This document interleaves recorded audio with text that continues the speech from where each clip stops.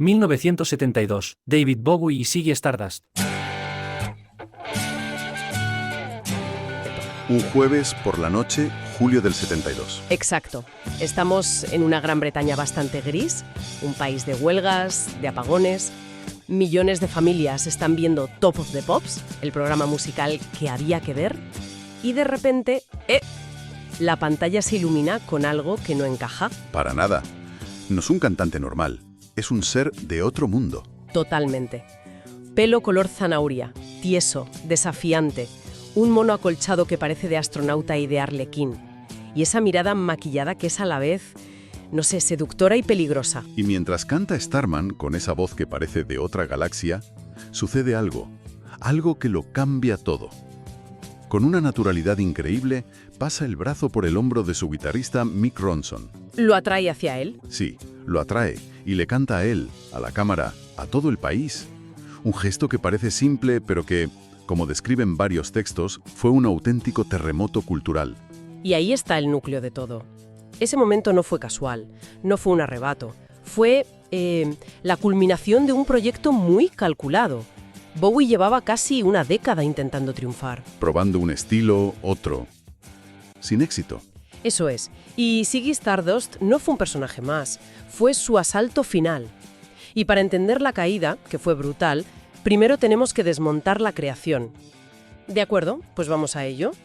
Una de las biografías lo describe de una forma que me parece perfecta. Ziggy era una especie de monstruo de Frankenstein. Me encanta esa descripción. Ensamblado a partir de las piezas más extremas, más fascinantes de la cultura rock del momento. Y la primera pieza, la más obvia, es la energía animal de Iggy Pop. Sí, Bowie estaba absolutamente obsesionado con él.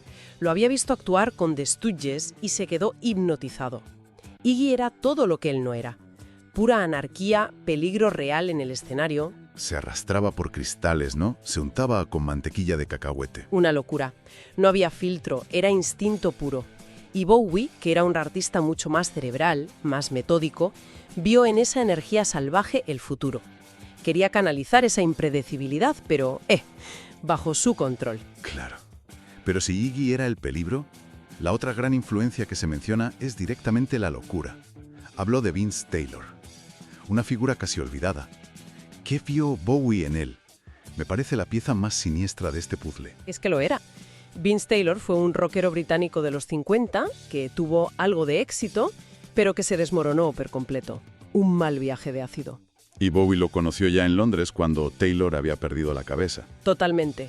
Se subía a los mapas del metro y proclamaba que era un dios, un mesías alienígena. Era la encarnación del rockero que se cree su propia mitología hasta autodestruirse. Para Bowie fue una advertencia andante, pero también una fascinación macabra. Vio el final del camino si te dejas consumir por el personaje. Energía, locura, y hasta el nombre es un collage. El apellido Stardust lo tomó, según las fuentes, de un músico tejano excéntrico llamado The Legendary Stardust Cowboy. Un tipo que gritaba y aporreaba la guitarra. O sea, la mezcla es explosiva. La energía de Iggy, la locura mesiánica de Taylor y el nombre de un vaquero cósmico. Exacto. Y todo este caos conceptual se empaquetó en una estética que fue una ruptura deliberada, radical, con todo lo anterior. Y aquí es donde el análisis se pone interesante, porque no era solo la ropa. La música de apertura de los conciertos de Ziggy no era rock, era la oda a la alegría de Beethoven. Pero en la versión de Wendy Carlos para la banda sonora de La Naranja Mecánica de Kubrick. Que se acababa de estrenar. Fíjate qué declaración de intenciones. Claro, está diciendo, esto no es paz y amor, esto no es Woodstock. Está asociando su espectáculo con la violencia estilizada, con el teatro, con un futuro ambiguo. Es una jugada maestra de posicionamiento. Completamente. Y el resto de la imagen sigue esa lógica. El pelo, por ejemplo. Ese corte rojo y erizado estaba inspirado en una foto de una revista del diseñador japonés Kansai Yamamoto. Un rechazo frontal a las melenas largas de la era hippie. Era artificial, anguloso, casi un arma. Y lo mismo con la ropa, esos monos de Freddie Burretti, las botas de lucha. Y aquí las fuentes destacan el papel crucial de su mujer, Angie Bowie. Ella fue la que lo empujó a explorar la androginia sin miedo. Sin ningún miedo. Fue fundamental. Entonces, ¿todo este andamiaje visual tan potente tenía alguna base intelectual detrás? Porque una cosa es disfrazarse y otra construir una filosofía. Se menciona su interés por el budismo. ¿Cómo encaja? Pues encaja perfectamente. Para Bowie el budismo le dio un marco conceptual.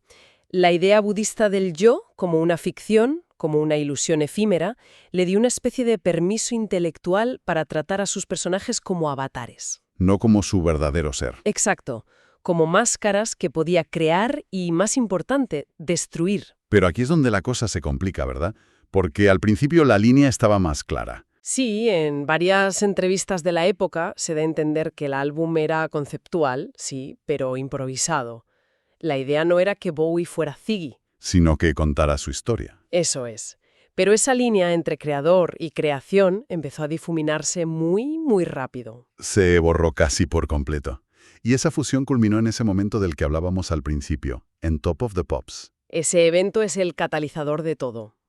Es fascinante leer el testimonio de gente como John Lydon, que luego sería Johnny Rotten de los Sex Pistols. Sí, él cuenta que hasta los gamberros de clase trabajadora, que en esa época eran súper homófobos, se quedaron boquiabiertos. Admiraron la pura valentía. Reconocieron la audacia, el desafío a todo el sistema. Analicemos ese gesto con Mick Ronson un poco más, porque no es solo un abrazo entre colegas. No, para nada. Como apunta un crítico, fue un acto calculado para escapar de los límites de la sexualidad en la tele nacional. Nadie había visto antes a un cantante interactuar con su guitarrista de una forma tan íntima, tan sugerente. Rompió un tabú invisible en millones de hogares. A la vez, el impacto en la juventud fue inmediato, sísmico. Hay una anécdota fantástica en una de las biografías. Un fan de 14 años que lo vio esa noche. ¿Y qué hizo? Cuenta que al día siguiente fue a la peluquería con una foto de Ziggy, se cortó el pelo igual, se compró zapatos de plataforma y se pintó las uñas de verde. ¡Wow! Ziggy, en 3 minutos de televisión, les dio permiso a miles de jóvenes inadaptados para ser diferentes. Les lanzó un mensaje: no estáis solos, ser raro está bien, y vaya si funcionó. El éxito fue masivo, el culto a Ziggy creció de forma exponencial. Pero aquí es donde, según todas las fuentes, la historia empieza a dar un giro oscuro. Aquí es cuando la máscara se adhiere demasiado al rostro. Lo que diferenciaba a Bowie de, no sé, Alice Cooper, es que Bowie decidió vivir como Ziggy también fuera del escenario. Claro, Alice Cooper se quitaba el maquillaje y era Vincent Fournier. Bowie no se quitaba el disfraz. Y esa decisión tuvo consecuencias. Ken Scott, el productor de sus discos, cuenta cómo su personalidad cambió drásticamente. El chico accesible de Bromley desaparecía. Se estaba transformando en una estrella de rock distante, inalcanzable, encapsulada en su propia creación. Empezó a hablar como Ziggy, a moverse como Ziggy. La ficción se estaba comiendo la realidad. Esta es la trampa de la que hablábamos. La fama que tanto había buscado se convirtió en una prisión. Hay una cita suya del periodo de Diamond Dogs, que era como una extensión de Ziggy, Sí, donde dice que se sentía claustrofóbico. que estaba mutando en algo en lo que ya no creía. El personaje lo estaba devorando vivo. El periodista Tony Parsons, que lo entrevistó entonces, lo resumió perfectamente. Bowie se dio cuenta de que era propiedad de todo el mundo y no podía soportarlo. El avatar que creó para protegerse se había convertido en el dueño de su celda. Y esa celda empezó a tener un coste humano terrible.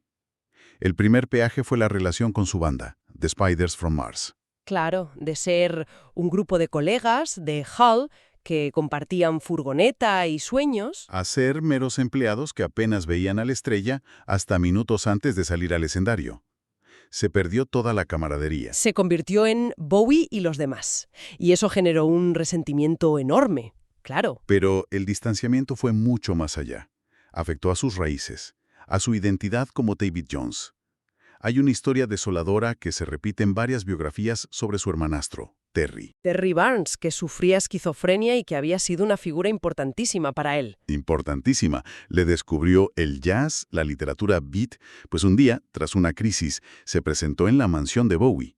Y según los testimonios, David se negó a verlo. No puede ser. Mandó a alguien a decirle: lo siento, estamos ocupados, y le cerraron la puerta. ¡Qué imagen más brutal!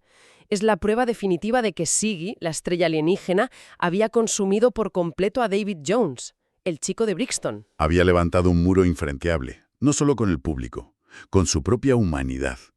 El personaje ya no era una herramienta, era el que mandaba. Llegó un punto en que la situación era insostenible. Se estaba acercando peligrosamente a ese abismo que había visto en Vince Taylor. Y Bowie, que siempre tuvo un instinto de supervivencia artística increíble, Supo que tenía que hacer algo drástico. Y como siempre, lo convirtió en puro teatro. el escenario de ese acto final fue el Hammersmith Odeon de Londres, el 3 de julio de 1973. Era la última noche de la gira británica. El ambiente era de euforia total, el clímax del fenómeno Ziggy. Y al final del concierto, justo antes del último bis, se acerca al micro y suelta la bomba.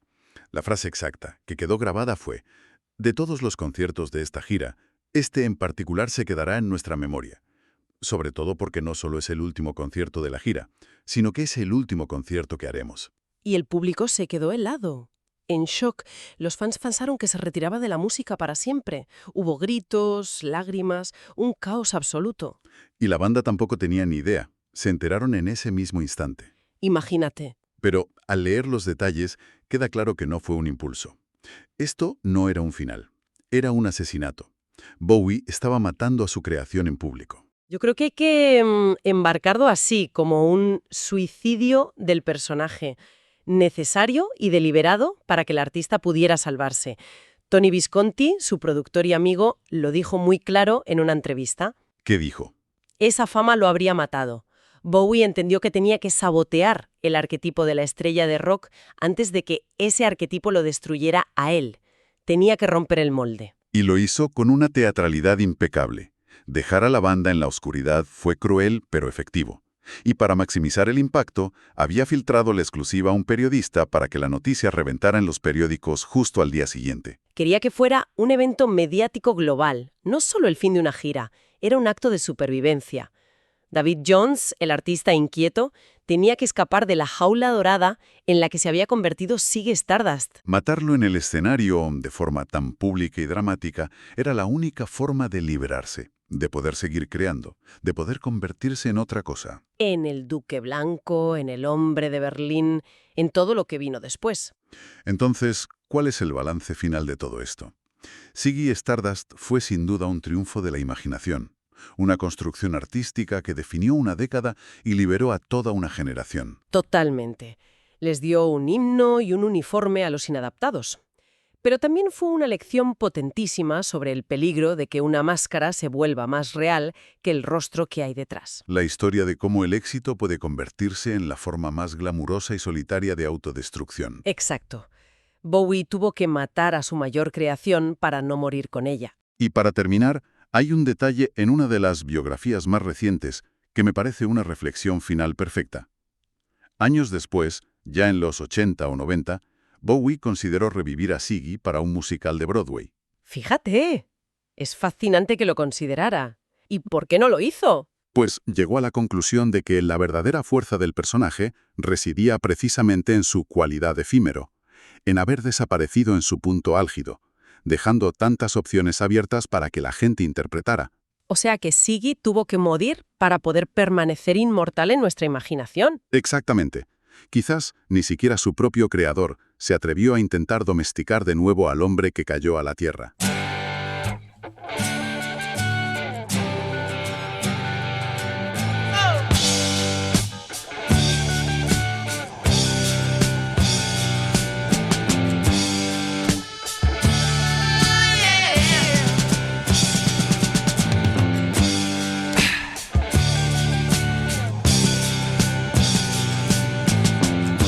Ziggy played guitar, jamming good with Weird and Gilly and the Spiders from Mars. He played it left hand, but made it too far. Became the special man, then we were Ziggy's band. Ziggy really sang. Screwed up eyes and screwed down hairdo, like some cat from Japan. He could lick 'em by smiling, he could leave 'em to hang. They came on so loaded, man, well hung in snow white tan. So where were the spiders while the fly tried to our bones? Well, just the fear like to guide us hands and should we crush his sweet hands? Oh.